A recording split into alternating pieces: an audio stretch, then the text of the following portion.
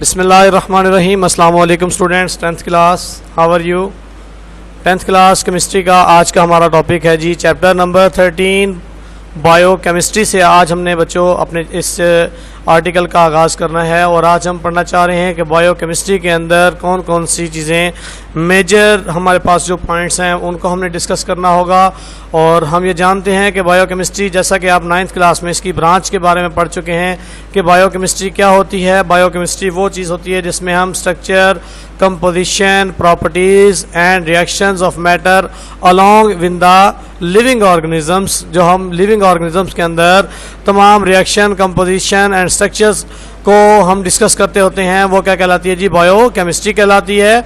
और आज हमने बायो केमिस्ट्री में पाए जाने वाले चंद मेजर टॉपिक्स का इंतखाब किया है ताकि आपको बताया जा सके कि हमारे पास बायो केमिस्ट्री में कौन कौन से मेजर टॉपिक्स जो हैं वो हम आज इस चैप्टर के अंदर डिस्कस करेंगे।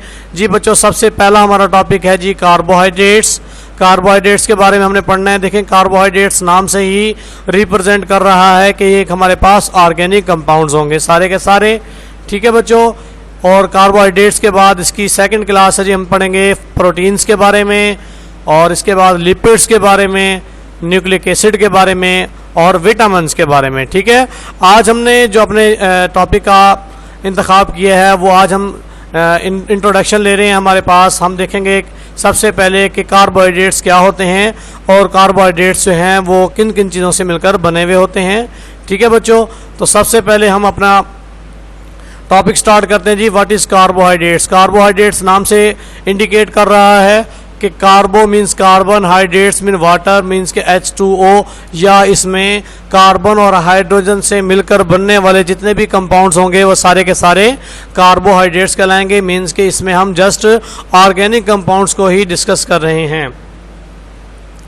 Carbohydrates are the macromolecules. ये इनका मॉलिक्यूलर वेट जो होता है वो हाई होता है, जैसा कि आप पहले भी जानते हैं कि मैक्रो मॉलिक्यूल्स और माइक्रो मॉलिक्यूल्स में क्या बेसिक डिफरेंस होता है। तो macromolecules are those molecule which contain high molecular weight. तो इसमें ज़्यादातर बच्चों कौन सी चीज़ें आएंगी, define as polyhydroxy aldehydes compound and ketones के कंपाउंड्स को देखेंगे, क्योंकि हमारे पास पॉलीहाइड्रोक्सी का जो वर्ड यूज़ हुआ है, poly mean many and hydroxy mean hydroxyl group जो होंगे इसके अंदर होंगे कार्बोहाइड्रेट्स में। और इनमें से जो सबसे मेजर हमारे पास फंक्शनल ग्रुप आएंगे वो हमारे पास कौन से हैं बच्चों, एल्डिहाइड्स के, और दूसरा कौन से होंगे जी, कीटोन्स के, ठीक है। हमने इनके बारे में देखना है। और हम ये जानते हैं कि कार्बोहाइड्रेट्स का भी जो जनरल फार्मूला होता है वो कैसा होता है जी, CnH2ON, ठीक है बच्चों। ये इसका जनरल फार्मूला होगा, ये समटाइम आपसे MCQs में पूछ लिया जाता है। Carbohydrate synthesised by plants.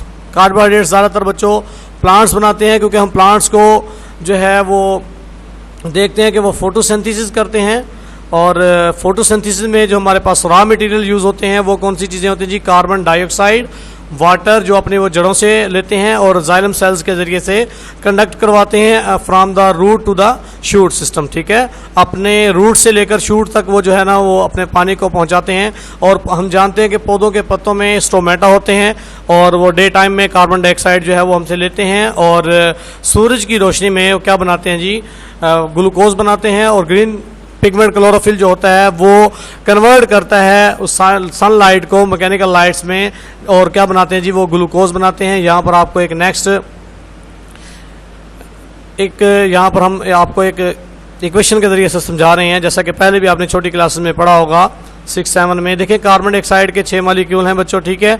और 6 मॉलिक्यूल जो हैं वो हमारे पास किसके हैं जी, वाटर के हैं, ठीक है। और जैसे सनराइज़ होता है, सूरज के निकलने से पौधों के पत्तों में मौजूद जो ग्रीन पिगमेंट क्लोरोफिल है वो कन्वर्ट करेगा इस लाइट एनर्जी को अपने खुराक बनाने के लिए, और वो बनाएंगे ऑर्गेनिक मैटर ग्लूकोज, जिसका फार्मूला C6H12O6 होता है। और हमारे पास बायो प्रोडक्ट के तौर पर जो है वो ऑक्सीजन भी रिलीज़ करते हैं, जो कि हम अपने यानी कि सांस लेने के लिए यूज़ करते हैं। तो पौधे डे टाइम में हमें ऑक्सीजन देते हैं और हमसे कार्बन डाइऑक्साइड ले रहे होते हैं, और ग्लूकोज वो खुद ब खुद बनाते हैं, और जो कि उनकी खुराक के तौर पर यूज़ होता है। और इसी वजह से हम प्लांट्स को प्रोड्यूसर्स कहते हैं कि अपनी खुराक खुद तैयार करने वाले होते हैं, ठीक है बच्चों। तो हमारे पास जो ग्लूकोज है ये कार्बोहाइड्रेट्स, मेजर कार्बोहाइड्रेट है, ठीक है। नेक्स्ट है जी हमारे पास बच्चों जो आप पढ़ना चाह रहे हैं क्लासिफाइड ऑफ हाइड्रोकार्बन्स। ठीक है, कार्बोहाइड्रेट्स को हमने क्लासिफाइड्स करना है और देखते हैं कि कौन कौन सी क्लासेस हैं जी। इसकी सबसे पहली क्लास का नाम है जी monosaccharides. Mono mean single, saccharides mean sugar, means के इसमें एक यूनिट होगा किसका जी, शुगर का, और ये सिंपलेस्ट शुगर होती है और इसको हम हाइड्रोलाइज नहीं कर सकते। मीन्स देखें यहाँ से नाम से इंडिकेट हो रहा है बच्चों मोनो मीन वन, ठीक है, मीन्स के सिंगल और सैकराइड्स शुगर, मीन्स के ये इतना छोटा हमारे पास एक शुगर का मॉलिक्यूल होगा जिसको हम हाइड्रोलाइज नहीं कर सकते। मजीद जैसा कि आप ओलिगोसैकराइड में पढ़ेंगे कि हमारे पास सुक्रोज है, सुक्रोज को अगर हम हाइड्रोलाइज करें तो वो हमारे पास दो कैटेगरीज में हाइड्रोलाइज होता है, एक बनाता है वो ग्लूकोज और दूसरा बनाता है फ्रुक्टोज।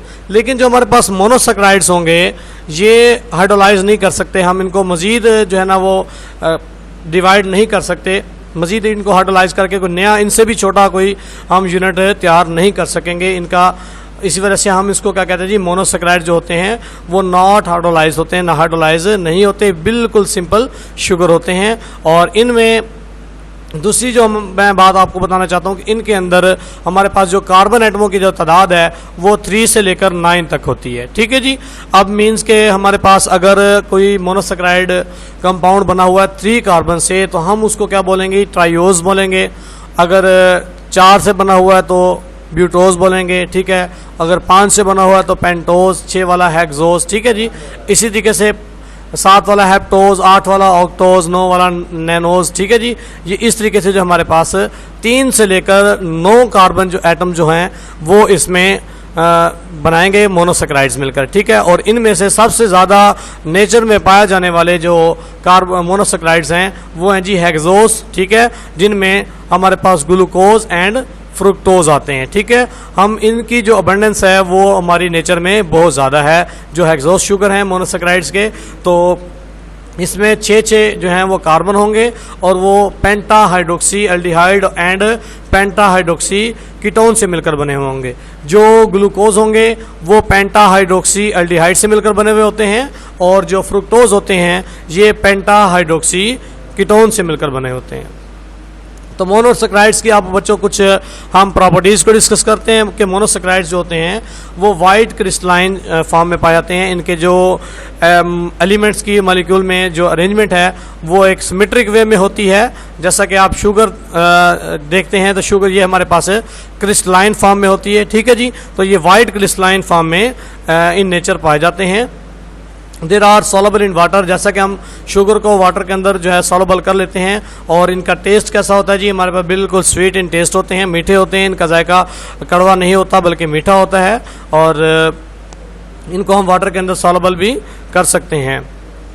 और फिर वही बात जो मैं दोबारा आपको इन्हें बता गया था पहले भी कि इनको हम हाइड्रोलाइज नहीं कर पाते। हाइड्रोलाइज क्यों नहीं कर पाएंगे ये भी मैंने आपको बताया, क्योंकि ये हमारे पास बिल्कुल एक सिंपलेस्ट शुगर है और मज़ीद अगर हम इसको हाइड्रोलाइज करके कुछ छोटा इससे यूनिट बनाना चाहें तो ये नहीं बना सकते, क्योंकि mono means single and saccharide mean sugar, इसमें पहले से ही हमारे पास सिंगल शुगर है। अगर हमारे पास ओलिगोसैकराइड या पॉलीसैकराइड होते तो उनको हम हाइड्रोलाइज कर सकते थे, लेकिन हम मोनोसैकराइड को हाइड्रोलाइज करके कोई नेक्स्ट इनसे भी स्मॉल यूनिट जो है वो प्रिपेयर नहीं कर सकेंगे। इसी वजह से they can not be hydrolyse, इसी वजह से हम इनको हाइड्रोलाइज नहीं कर सकते।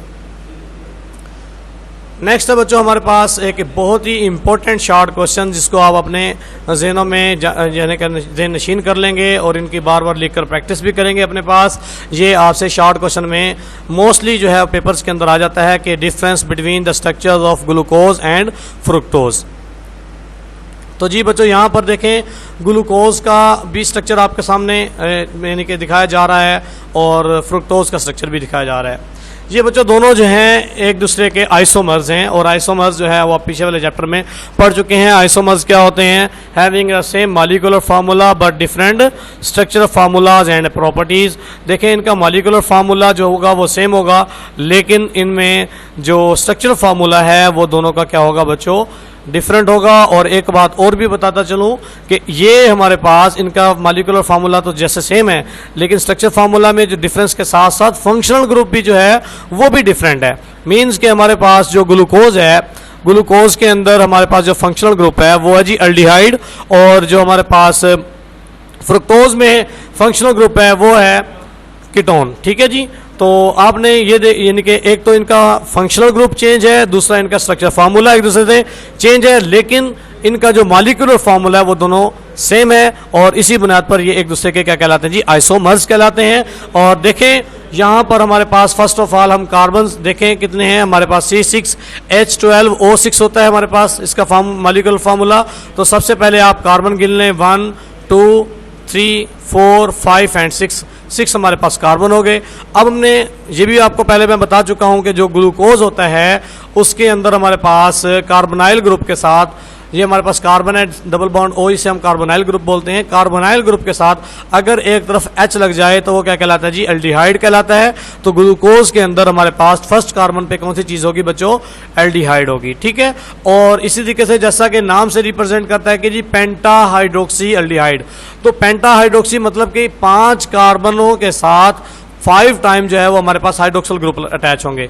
हाइड्रोक्सल ग्रुप कैसे अटैच होंगे, देखें ये हमारे पास हाइड्रोक्सल ग्रुप 1 है, ये हाइड्रोक्सल ग्रुप 2, इसी तरीके से ये 3, यहाँ पर 4 और इस तरीके से यहाँ पर 5 है। मीन्स के यहाँ पर 5 हमारे पास हाइड्रोक्सी ग्रुप अटैच हैं। ठीक है जी, और इसी तरीके से हमारे पास यहाँ पर जो कार्बन है वो 6 हैं, लेकिन उनमें से जो फर्स्ट कार्बन है वो एल्डिहाइड वाले यानी कि कार्बोनाइल कार्बन के साथ हाइड्रोजन लगा हुआ है, जो कि इंडिकेट कर रहा है कि ये हमारे पास क्या है जी, ग्लूकोज जी। तो नेक्स्ट बच्चों हमारे पास यहाँ पर देखें जी फ्रुक्टोज है।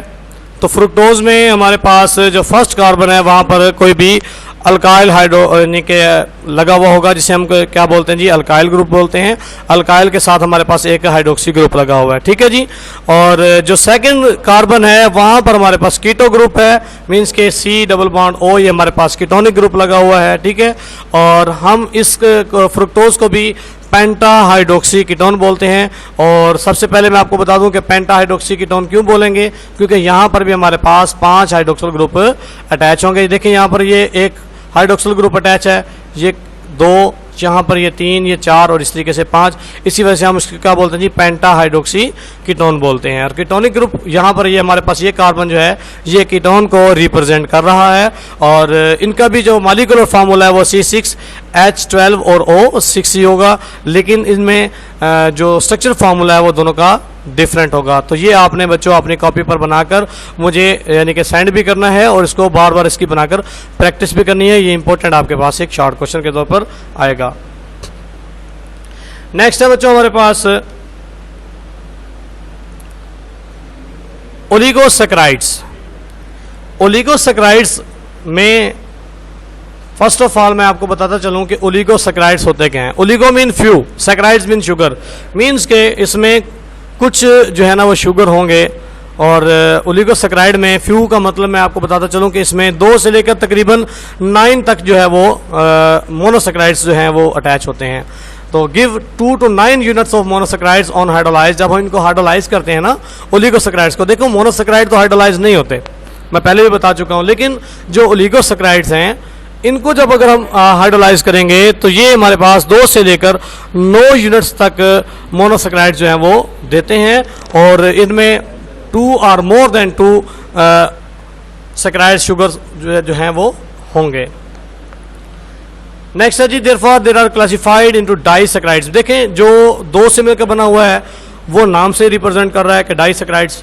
3 वाला जो होगा वो ट्राइसैकराइड्स, 4 वाला टेट्रा, 5 वाला पेंटा, 6 वाला हेक्सासैकराइड्स, 7 वाला हेप्टासैकराइड्स, 8 वाला ऑक्टासैकराइड्स और 9 वाला नैनोसैकराइड्स होगा। ठीक है जी, तो इस तरीके से 2 से लेकर 9 यूनिट होते हैं जी मोनोसैकराइड्स के, और इनको हम हाइड्रोलाइज भी कर सकते हैं। जैसा कि देखें हमारे पास अगर सुक्रोज हो, सुक्रोज को जब हम वाटर के अंदर डिजॉल्व करते हैं तो वो 2 शुगर हमें देता है, एक होता है जी फ्रुक्टोज और दूसरा होता है ग्लूकोज। मीन्स के इनको हम हाइड्रोलाइज कर सकते हैं, और इनकी प्रॉपर्टीज़ भी जो हैं वो जैसा कि मोनोसैकराइड्स की होती हैं बिल्कुल वैसी होती हैं। मीन्स के जैसा कि हम पहले पढ़ चुके हैं कि मोनोसैकराइड्स की जो प्रॉपर्टी में पहली प्रॉपर्टी थी कि ये क्या होते हैं जी, वाइट क्रिस्टलाइन होते हैं। तो हमारे पास जो ओलिगोसैकराइड्स हैं ये भी वाइट क्रिस्टलाइन फॉर्म में ही पाए जाते हैं।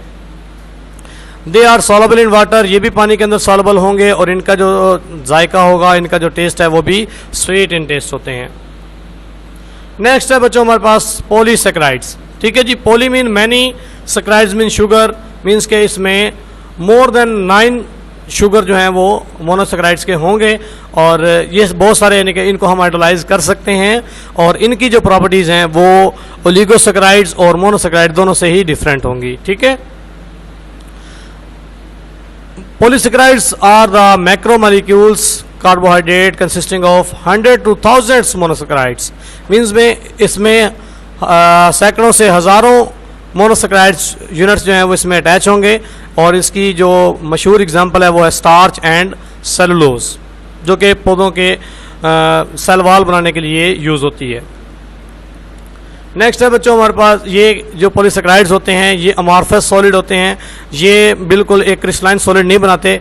जैसा कि पहले हम मोनोसैकराइड वगैरह के बारे में पढ़ चुके हैं कि ये क्रिस्टल्स बनाते हैं, लेकिन जो मोनोसैकराइड्स होते हैं अमॉर्फस सॉलिड होते हैं।